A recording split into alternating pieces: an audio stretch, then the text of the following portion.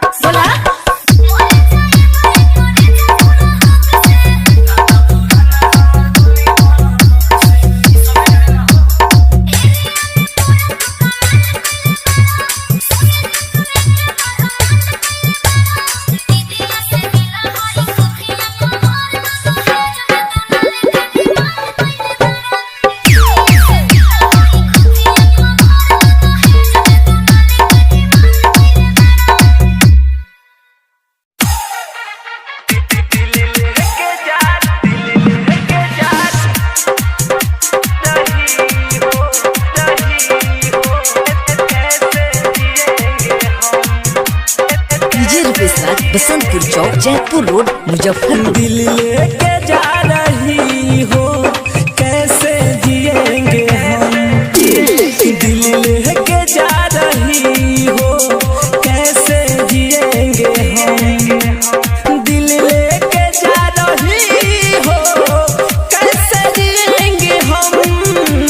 जब याद तेरी आएगी, जब याद तेरी आएगी, रो रो भरेंगे हम।